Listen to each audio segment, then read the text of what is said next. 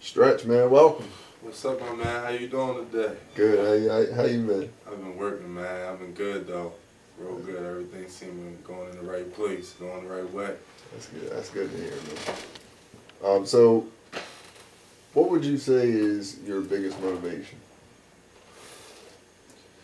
My biggest motivation really is like my family. Starting with like really my mother. Man, her and been through so much together. She did a lot, and then she believes in what I'm doing right now. So that's like the number one drive. That's like to wake up and then have her and my dad too. Then my son, he want to sing. He don't rap, but he sings. So like to see him, everybody incorporating what I'm doing. That's the biggest motivation I got right there. Is like the family. It starts from home, and they all pushing me to do just keep going. Everybody telling me keep it going. Every family member I got, and then friends too. So like that's the biggest motivation is everybody telling me to just keep doing what I'm doing and get better every day. You mentioned your son. How big of a role would you say he plays in your music and stuff like that? Like just the music. Like, has he motivated you like to make any songs or anything like that? Like specific songs? Yeah, a lot. Like I mention him a lot because a lot of the music I make is like my life. It's things that I'm going through, and a lot of things I'm going through, I'm doing just for the sake of him to make sure I can maintain a safe lifestyle for him, and I'm not trying to be out doing anything crazy. So like, I mean, it just comes out like that. I mentioned I wound up talking about him a lot because a lot that I do is about him. He's like one of the main things in my mind before I make any of the moves that I make. You said that he wants to sing and not rap. Yeah, like when we playing around and stuff, he's the singer. That's what he does. He sings. He raps too, but like he enjoys the singing parts more. I can't be mad at him. So you can't really help him in the music area, really, or can you sing? Nah, I can't really sing, but I can still help him though. I help him with whatever he needs help with. Was there a turning point in your life that made you want to take music serious? Definitely, definitely, it's two turning points. It's back fresh out of high school, I was going to college. My whole plan was basketball. I came home for college vacation. I got hit by a tractor trailer. It kind of crushed that dream. So like during the rehab, I just started messing with the music, which is always a talent from back in the past. I just picked up with that. That's all I could really do anyway. I was home written. I couldn't really go anywhere. So just picked up, started messing with the music every day and every day and every day. That was like the turning point when we switched from this is I'm about to go to school and play basketball to now I'm home every day, 2 years rehabbing, and this is all I got is this computer and my mind. So I just took that and ran with it. Then, of course, it's time to start working and being an adult. I got a son, and I keep going through all these jobs, and these jobs keep falling through and falling through and falling through. The last job I had, I held for like 5 years. Didn't move really far, and like, you know what I'm saying, still the same job, almost the same pay rate. And something crazy happened at the job. I wound up losing the job. I'm like, I'm about to just stop depending on everybody. And everybody keeps telling me to do what I need to do. And I got a real big talent that I need to stick to. So that's like the biggest turning point ever. And that was recent. That was recent. I just stuck to what I've been doing and living off of what I do. And it's been working out so far. I'm going to just keep pushing to see what I can make of it. What happened with the job, or can you not go into it? Man, alright, I can go into detail. It's we was in the process of moving the store. I'm not gonna say which store. It was a store that I worked at, a phone store. Worked at a phone store. We was moving the phone store from one part of the shopping center to a more busy part of the shopping center. We waited months for this. So my boss is kind of a cheap dude, so he hired a lazy moving company. And these guys in the morning, my boss is cheap, so he was paying me under the table at home too. In the morning, These guys was coming in at 7. I was coming in at 9. My shift started at 10. These guys come in at 7 and leave the door unlocked when they leave. Whatever time they left, I don't know, they left the back door unlocked. Somebody snooping around or planned on it, I didn't know at the time, had crept into the store and wasn't expecting me to be there. I come in through the front door, use my key like normal, go use the bathroom, smoke a cigarette in the bathroom. Not supposed to do that, but I'm going to tell the whole truth. That's what's up. So I smoked a cigarette in the bathroom, chilling, playing, listening to music on my phone. I come out, I see somebody creeping. I froze up. I was scared as shit.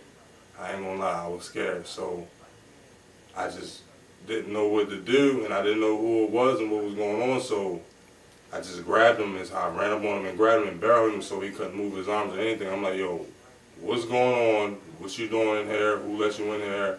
I can tell you ain't doing, you're not helping us. You're not none of the crew that we hired or anything. So what's going on? He starts fidgeting and fucking fidgeting and fidgeting, and it's scaring me more. So I'm like, yo, if you don't chill, I'm gonna fucking kill you in here. I'm gonna beat the shit out you. I'm gonna try to kill you because I don't know what you in here trying to do. I'm giving you the time to just relax and chill. And it's Christmas time, so I'm thinking maybe he's just trying to rob the store. Shit, we can rob this motherfucker together. If you just calm down and tell me what you trying to do. Everything's covered by insurance anyway, so I probably would have helped him out, but he was not trying to chill. His face is getting all red. I'm like, oh my gosh, yo, this dude's crazy. He fidgeting, he reaching for his waist. I ain't know what he was trying to do, so I just slammed him as hard as I could and beat the shit out of him, rolled him out the back door, and then I had to call the police on myself. And the police told me, like, you might as well not come back here. We don't have a lot to charge him with, and if he presses charges, we're not going to charge you, but if he presses charges, we have to come and pick you up, so you might as well go home and do what you got to do. Go ahead and call yourself a lawyer, and that's what I did. And from that point forward, I was just like, I was already starting to get back into my music anyway for the past couple years, and people have been telling me to take it more serious, and I just took that as a day to just go ahead and run with it, and I've been running with it ever since then. So, did he come in before hours? Yeah, definitely way before hours. So they told you to lawyer up because you were basically protecting the police. Because when the police came, they understood. I was scared. I was really scared. I'm not boasting and bragging about how I fucked them up or anything. I was really scared as shit. So when they pulled up, I was like, I didn't even really want to call him because I didn't know what was going on. But I was just like, he scared me. I beat him up. I knew I was about to probably have to go to jail or whatever. But I was like, man, I had this job for so long. This is what I gotta do. So called the police on myself. Like, yo, this is what happened, and they came, they said, look, we understand that you didn't, like, he was in the store, he didn't have no right to be in the store, so we're not going to press the charges. You just got to just make sure you know that when he gets released or before he even gets released, whenever he gets a chance to, he can press charges on you, and then once he press charges, we're picking it up and we're going to come and get you. So I suggest you just leave. And they also noticed that he was like, this dude's going to bail out because they didn't have a lot to charge him with, even though he just put me through all that shit. They didn't have nothing to really charge him with, so he's going to bail out. He made me bail out, try to retaliate or whatever. I worked in the whole store by myself every day, so it was like, it's probably not a good look for me to go back to work for the rest of the day. And I should probably start looking for something else to do and definitely go ahead and be ready for them to be coming to my house to come and get me at any time. Is it still ongoing, or did they never? Nah. Well, he wound up pressing the charges. They wound up coming to get me. I got the fucking story was bullshit. So the commissioner let me straight out of the jail. The first time I went to court, they threw the shit out because he was still fighting an assault charge. He can't press charges on me. I mean, he was still fighting whatever charges he was fighting, which was bullshit anyways. But he couldn't press no charges on me when he got caught running into the store. Whatever they said, whatever. I was just trying to get the fuck out of there. They threw the shit out and I left. And it was just that. That's crazy. First court date, and then I was like, fuck, looking for another job because I got really, no matter if they threw the shit out or not, now I got the assault non-process sitting on my record. It looked like I saw somebody and got out of it, or they don't know. I don't know what the shit looked like, but it wasn't easy trying to find another job. So that's another reason I was just like, I'm out. This is just fucking time for me to just go ahead and do what I need to do and stick to my goal. And here I am. And I've been doing it. I've been doing it ever since. That's what I know best. What do you feel you're bringing to the table as an upcoming artist?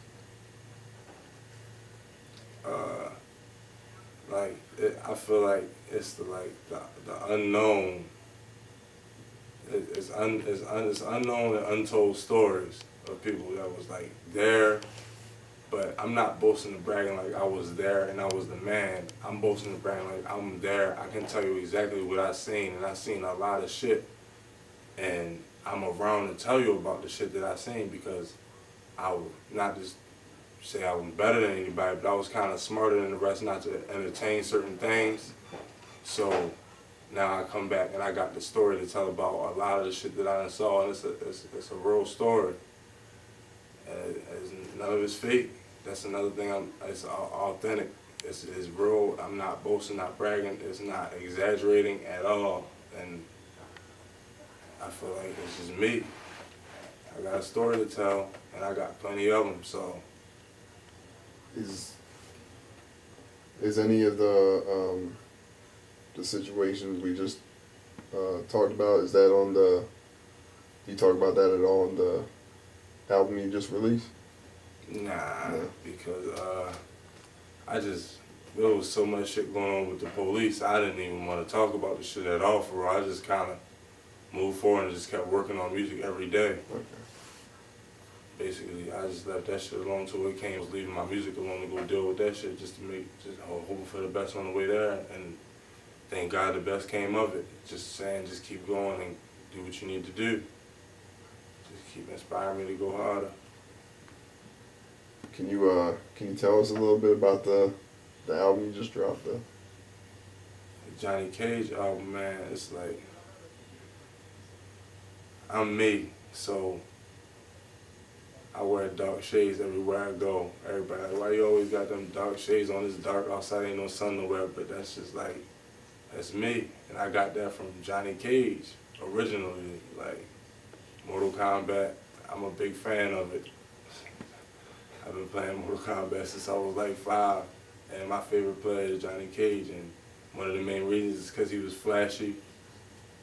Well, he was fucking people up while being flashy. Like, I do the same thing. Get on there, get slick, and I feel like I'm in real life slick, and I'm gonna keep the dark shades on. Johnny Cage, I only see what I'm supposed to, and you don't know what I'm looking at. Half the time I'm not looking at shit. Ain't none of your business. Can you tell us what a little bit about what the Harford County music scene is like? The Harford County music scene, that's like, it goes along with the unknown part I was talking about. Because everybody thinks Maryland and they think Baltimore City. But it's a lot going on in Harford County, which is not too far from Baltimore City, which is where I'm originally from. I'm from Harford County. I lived in Baltimore City and all that. Mad love and respect from the blocks that I was on and all that, but it's a lot going on right at home in Harford County that's forgotten. And that shit goes with the stories I got to tell. And the stories is from here, me growing up around here and doing things around here. And it's some of the same stories that's getting told in the city, and some of the definitely the same shit going on in the streets, but it's just not known because we not as big. It's a small counties, small town Aberdeen, small town Edgewood, small town Havre de Grace. It's just not known. So we just gonna bring that to the front and the center, and let everybody know where we coming from as a county. How long would you say you've been actually doing music? I've been rapping since I was like seriously rapping. Me and my god brother, we was rapping when we was 12. We was going to a studio with older guys. My big brother, who he passed away, rest in peace, my big brother, but he's like, they got us started. We was going to the studio. My dad bought me my first computer. I moved in with him. He bought me a computer for school and everything, but I got Fruity Loops. I was 15, so shit. making beats and making my own beats and rap. I used to make club music and rap to the club music. I was about 15, so that's like 14 years. I've been messing with music seriously, like coming home from school just to try to make beats and go back the next day to school and listen to it and let people dance to it and playing the shit at the party. Then I got into DJing, so like I've been messing with music probably basically all my life, really. Long time. Did you have anybody in your family that influenced you at all?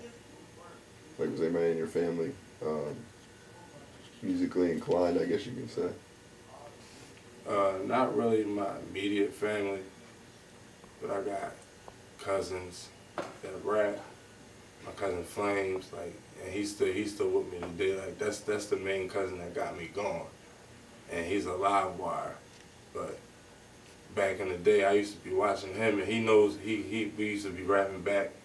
This is in the '90s, rapping together, and he'd go off and do his own thing. Like, we growing up, he starts winning all the fucking contests and all that shit. Like, he could really rap, and I just wanted to be like that. He won a contest for $5,000 and bought me some sneakers and shit. I'm like, oh shit. But we was hella young, so I was like, and the family, I could say, and then my brother, my big brother, he was killed in 2005, but like he was a rapper too. He was around the same time. They used to come and get me. They used to sneak me out my dad's window to take me somewhere to rap because I had the talent. I always had the talent, but it was just hard for me. I was 14, 15 years old, so it was hard for me to get out and be where I needed to be at the times I needed to be there. Like school going on, basketball going on. I had to do what I had to do a couple times just to make myself known. Because he was like, man, I gotta get you out there because you better have these dudes my age. I'm 14, 15 years old. They snuck me out the window.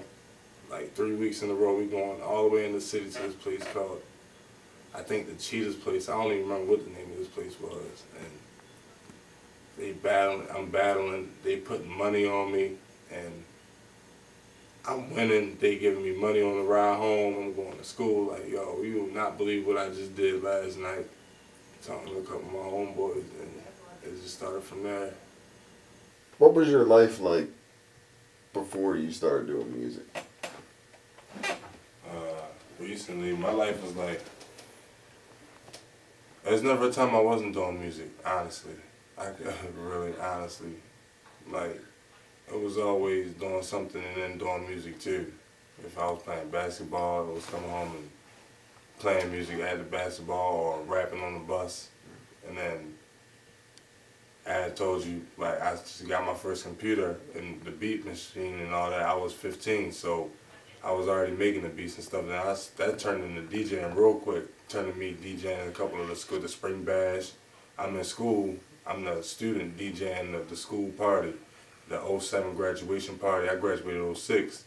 I turned around and graduated, DJed that whole graduation party. Like, I was already in the music mix from a young age, so one of my first jobs was DJing at the rec on the military base. So my life before music was like probably music. It was always, I kept music incorporated somewhat while I was going to school and everything. And then it just took off from, especially when I got into the car accident. That's when I really started taking everything serious. With music, like making the beats, making the songs, after making the beats, going to Harford Community, trying to learn a little bit about the little bit of programs that I had.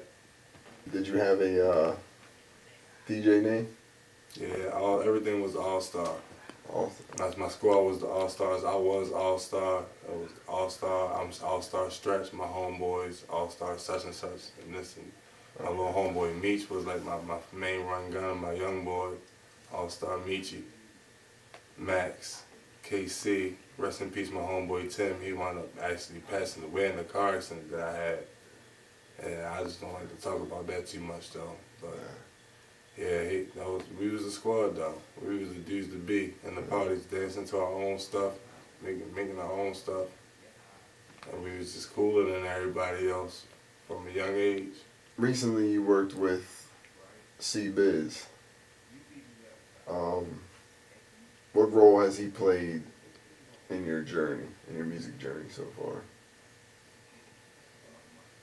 Like, they're a big role because it's always different to work with your music with somebody else. Everywhere else I go with the music, I'm the top chair. Everybody else is recording and they looking to me for answers. Not, I'm like the main guy everywhere else I go. So for me to have a chance to sit down and actually work with somebody that has a little bit more experience and more talent than me, and somebody I can actually learn from, and then the final product of the music that I'm getting out of it, that's what's up. And then not to mention that it's somebody that's I consider a friend from a long time ago. Like just to keep things within the circle of things that I know from my hometown. That's just part of the reason why I make the moves that I make. And what was it like working with him, like recording with him? It was fun. Every session was fun, and I was learning more stuff to take home and play with. You know what I'm saying? It was definitely fun though. More of all, definitely fun. Definitely learn. Definitely made good music. Definitely key pointers that was brought to my attention every day, every time. It just gets better and better, and that's what he preaches. The thing is, he can tell me things to take home and listen to. Progression is the main word. Every time we the main word before we start recording is like, remember progression. This one is gonna be better than the last one. And I just like to keep that around. Positive things. Always a positive outlook. And how do you take his criticism, or anybody's criticism for that matter? I take all criticism constructive unless a nigga hating. You can tell when a motherfucker hating. But criticism is criticism, and it's usually people trying to tell you to be better. Unless you can tell when somebody's not trying to be constructive with their criticism. And I still take that the same way I take it, I just don't respond to it. You'll get a response if you telling me something I think I can learn and grow from. If you just hating, I'm just look at you and just look at you. Like, oh, whatever. Working with new music producers, you have to build a relationship before you can get into it. What was that process like with C-Biz? That process was fast. But I'd say probably not even lying, maybe the first or the second session, because I come with a lot, I bring a lot to the table as far as the talent side, and then I'm gonna listen. If I feel like this is a person that can help me make my shit better, then I'm gonna listen. So me listening and us started developing a sound together, and he started helping me find my own sound and play with my own voice and my own sound, so that shit just came fast. I appreciated it, and we just kept the ball rolling. We like, yo, just keep progressing. Like I told you, that's the word. Keep going, and we just gonna keep that shit going. Say an opportunity came about with a potential record deal. Would you go the major route, or would you rather go with the independent?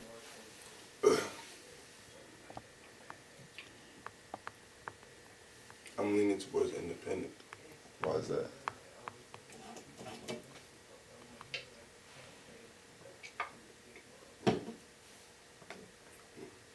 Because any other route, I feel like I'm selling myself short. I feel like as of lately, developing all the talents that I have together, I'm starting to bring a lot to the table. Whereas though, I could benefit more to everybody being independent and knowing what I need to do from my own space. If the right deal was to come along to help me with that aspect of everything, then maybe I would look into it. But as of right now, I'm leaning towards staying independent and developing everything, because I don't know which direction anything could go. I got a lot going on. I'm gonna keep it that way. Let's just say your music career, after a few years, like let's just say your music career reached its peak. Did you have any like business aspirations that you wanted to go into? Yeah, I want after everything is all said and done, I still want to do with music. So it's probably just gonna be me DJing or passing that down, or this. I just wanna, I don't know, some kind of business that involves music. But I'm not really sure on exactly what it is, but it's probably gonna be somewhere towards mixing and DJing and that aspect of it. Parties. Could you see yourself teaching a class? Maybe even that. Do you have any religious beliefs? Yeah, I do. But I'd rather not talk about that kind of stuff. I keep that private and just let my music talk and let all my projects talk. Leave my private life private. I'll let you in on what I want to let you in on, but that's another aspect of just me. Like, I'm going to stay me, but I can give you a lot. That's fair enough. But it's certain things that I'm just going to keep to myself, and I feel like that's part of being successful. Is certain things you got to keep to yourself.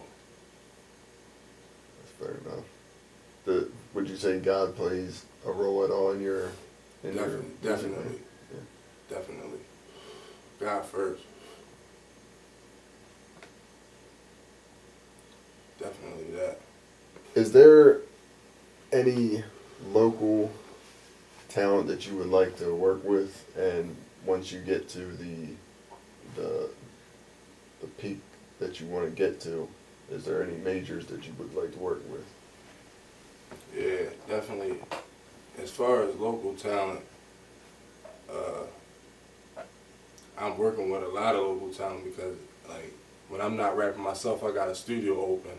I produce a lot of talent, so I like working with my young boy Rock and his little homeboy Joe. They both 14 going on 15. They got a lot of stuff going on. They can both rap, so I like working with them. Outside of them, myself, I've been talking to and going back and forth with Tate Cobain. I like his music for real. DJing, I worked a couple of his parties, and then it's just like man, they turn up. We always have fun together, but I think it'd be tight if we did a song together too. What do you have planned next as far as upcoming music?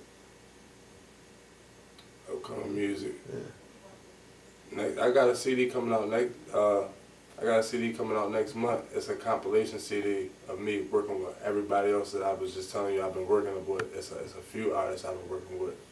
That's just me from home. The CD gonna be called Weekend in Perryman. That's where the studio was at. We was in Perryman working almost around the clock.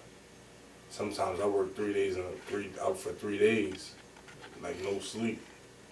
And we made a lot of music out there. So it's a lot of people that came through. I'm gonna show them all love. I'm gonna put the CD out right there. Studio stories? Not really too much inside the studio because we kept that shit under control because we was actually running it like a business and respecting each other. But nigga, outside, something was going on every day. Something was going on every day. Like the craziest week we had, one day we wake up, we go outside. Alright, we go outside. What happened? The first day we go outside, the girl's chasing her boyfriend around in the car. She dropped through somebody's window. The police is all out there. The people we invited to the studio can't even get in. No money that day. We chilling, so we just worked on our own stuff, of course. The day after that, some guy comes out there. I don't know what he was doing out there. Get beat up real bad. Police all out there again. Nobody can come to the studio. Forget it. We shut down for the day. Like the day after that, something else happened crazy. Like it was just like crazy stuff kept happening outside. Where like we can't have no traffic in and out. We couldn't do nothing. So we just started working on our own stuff real heavy, and the people that we could get over from around the neighborhood, it was just coming through. We was making as much as we could make, and the people that could make it over was making it over. But we was dealing with some issues for a couple weeks from the people. Like, once it got hot outside, motherfuckers started tripping. You know how that shit go. Yeah, shit was crazy though. Like, but through it all, we made it happen though. Out of all the crazy shit that was going on out there, we made it happen. And especially within the house, we kept that shit, made sure everything that was crazy was going on wasn't in the studio. So, yeah, I don't have no really too much crazy stories from in the studio, but just the fucking environment around us while we was trying to get shit done. Yeah, it was crazy. What's your thoughts on C-Biz's beats? I'm fucking with him. I keep rapping, going hard every show. I'ma visit every city, but I only rap my own. I'm the underdog, but I'm with it. Hard work, dedication, I'm committed.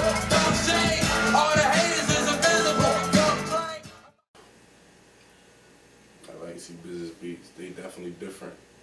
I make my own beats for the most part, but then when I go out of my own lane and want to get something different, this is the first place I come to. So I think that says enough. I'm fucking with it.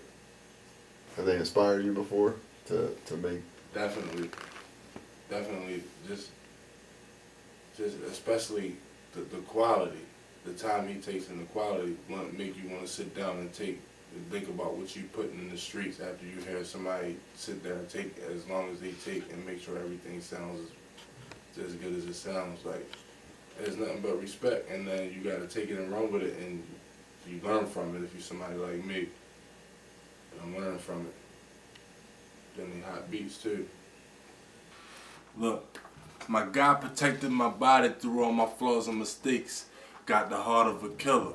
I was born to be great. When you shitting on niggas, look at the look on their face. When I did it with niggas, niggas just wanted to hate. I was the last one to know, you know they smile in your face. Deep down, really want to take your style in your place. That shit just got me laughing, cause that could never happen. I'm disrespecting niggas, bump my shoulders, brushing past them. They passing low ass blunts. Nigga, pass me a Vic or two. Give me 4.5, I'll show you what that kitchen do. Why you worry about what I did or what I didn't do? Worry about yourself, get some money, fuck a bitch or two, cause I've been laid back, trying to stay from off the radar. Everything these niggas see, they go and tell what they saw. Ball from the park. So now I'm ducking JR just to visit my auntie, past starting to haunt me, passing the blunt to my nigga. We was in the trap talking, you know what I mean? I'm gonna leave it at that.